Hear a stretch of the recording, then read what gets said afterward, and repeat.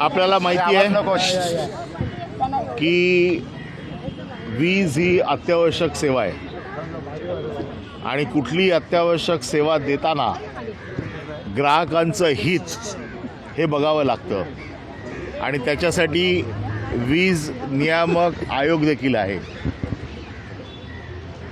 परंतु या वीज नियामक आयोगाचे सगळे आदेश, सगळे नियम हे पायदळी तुडवून अडानी इलेक्ट्रिक कंपनीने ग्राहकांच्या घरी जबरदस्तीने स्मार्ट मीटर बसवायला सुरुवात केलेली आहे.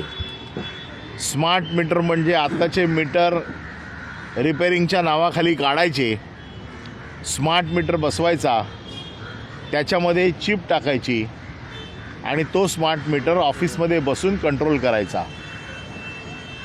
या स्मार्ट मीटरमुळे गरिबांना जे पैसे भरावे लागतात, पूर्वी गरीब एखाद दिवस मागे त्याचा पगार जसा होईल तसा भरत होता, आता ज्या दिवशी त्याला पैसे भरायचे आहेत त्या दिवशी पैसे भरले नाहीत तर त्याचं ताबडतोब वीज कापण्यात येईल. ती ते लोक इथे बसून पण कापू शकतात. आज जसं शेतकऱ्यांना कृषी पंपासाठी शासनाने सवलत दिलेली आहे, वीज बिल मोफत दिलेलं आहे, त्यांचं बिल मागे पुढे झालं तरी त्यांना सांभाळून घेतलं जातं, चांगली गोष्ट आहे.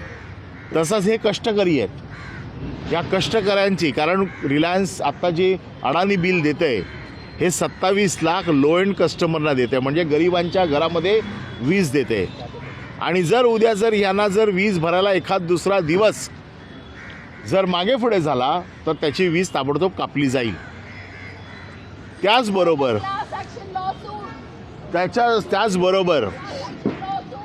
त्याच्याचबरोबर जे आज बिल भरतायत या स्मार्ट मीटरचा खेळ हा सगळा इकडून चालणार आहे, त्यांच्या हेड ऑफिसमधनं.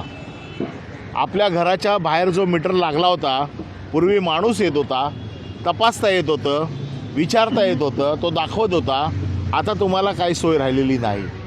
तुमच्या घरात बसून तुम्हाला कळणार देखील नाही की आपल्या खिशातनं किती पैसे काढून घेतले जाईल. त्याच्यामुळे मुंबईच्या ग्राहकांची ही लूट थांबवण्याची जबाबदारी आम्ही शिवसेना उद्धव बाळासाहेब ठाकरे गटाने, शिवसेनेचे पक्षप्रमुख उद्धवजी ठाकरे यांच्या आदेशाने घेतली. आज आम्ही निवेदन वजा इशारा देण्यासाठी शिवसेनेचं शिष्टमंडळ घेऊन आलो. हा आमचा मोर्चा नव्हे, हा आमचा आंदोलनाचा कार्यक्रम नव्हे, पण आज आम्ही त्यांना असं सांगितलेलं आहे की जर स्मार्ट मीटर बसवण्याचं काम जोपर्यंत ग्राहकांचं समाधान होत नाही, आम्ही शिवसेनेने उचललेले मुद्दे त्याचं समाधान होत नाही, तोपर्यंत तुम्हाला स्मार्ट मीटर बसवण्याचं काम थांबवावं लागेल. ते त्यांनी मान्य केलेलं आहे. ते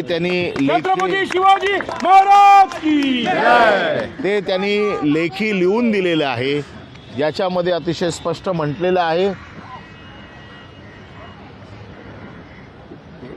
की we ensure all clarifications queries raised by Shiv Sena Uddhav Balasaheb Thackeray are answered and only then we go ahead with the meters installation. म्हणजे तोपर्यंत हे मीटर आम्ही बसवणार नाही असं त्यांनी आम्हाला लेखी लिहून दिलं आहे. ही शिवसेनेची ताकद आहे आणि गरिबाच्या खिशातनं जी लूट आज जी अडाणी करण्याला प्रयत्न करत होते ती लूट आता थांबली आहे. आमचं म्हणणं याच्या बाबतीत असं आहे, पब्लिक हिअरिंग घ्या. MERCने पब्लिक हिअरिंग घेतली पाहिजे. MERCने आमचं म्हणणं ऐकून घेतलं पाहिजे. आम्ही लोकप्रतिनिधी आहोत. लोकप्रतिनिधी हे लोकांचे प्रतिनिधी असतात. पूर्वी आमचा लोकप्रतिनिधींचं म्हणणं ऐकून घेतलं जायचं. BSES होती, रिलायन्स होती, तोपर्यंत लोकप्रतिनिधींचं ऐकून घेतलं जात होतं. इव्हन आमच्या शाप्रमुखांचं ऐकून घेतलं जात होतं. आता ह्याला असं वाटायला लागलं आहे की अडाणी यांचा मालक आहे, आम्हाला कोणाला विचारायची गरज नाही. परंतु मुंबईच्या लोकांच्या हितासाठी शिवसेना बसलेली आहे आणि अशा प्रत्येक आंदोलनात शिवसेना उतरेल.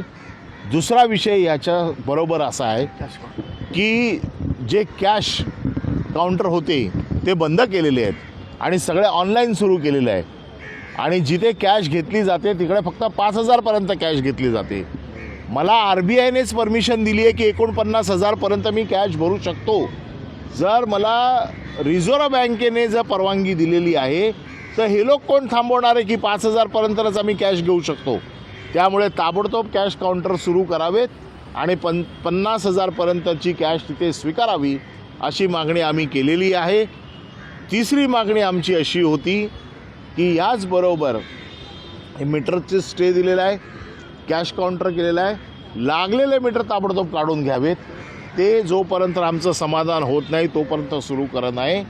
आणि चौथी मागणी शिवसेनेच्या वतीने मी अशी करतोय की जसं महाराष्ट्र शासनाने शेतकऱ्यांना कृषी पंपासाठी वीज बिल माफ केलं आहे, शेतकरी जसा महत्त्वाचा आहे तसा कष्टकरी देखील महत्त्वाचा आहे. आणि म्हणून 300 युनिटपर्यंत कष्टकऱ्यांचं देखील बिल राज्य शासनाने माफ करावं अशी शिवसेनेच्या वतीने मी आज मागणी करतोय. आणि ही लूट थांबवण्याबद्दल शिवसैनिकांचं प्रतिनिधित्व आज झालेलं आहे. मी सुनील प्रभू, विलास पोतनी, शिवसेनेचे सगळे विभाग प्रमुख, महिला आघाडीचे आमच्या सगळ्या विभाग संघटक, शाखा प्रमुख, नगरसेवक जे इथे आले त्या सगळ्यांचे आभार मानतो. देश विदेशातील प्रत्येक घडामोडींचे लाईव्ह अपडेट मिळवण्यासाठी आता साम टीव्हीच्या सर्व सोशल मीडिया प्लॅटफॉर्मला लाईक, फॉलो आणि सबस्क्राईब करा. तसंच सर्व नोटिफिकेशनसाठी बेल आयकॉन प्रेस करायला विसरू नका.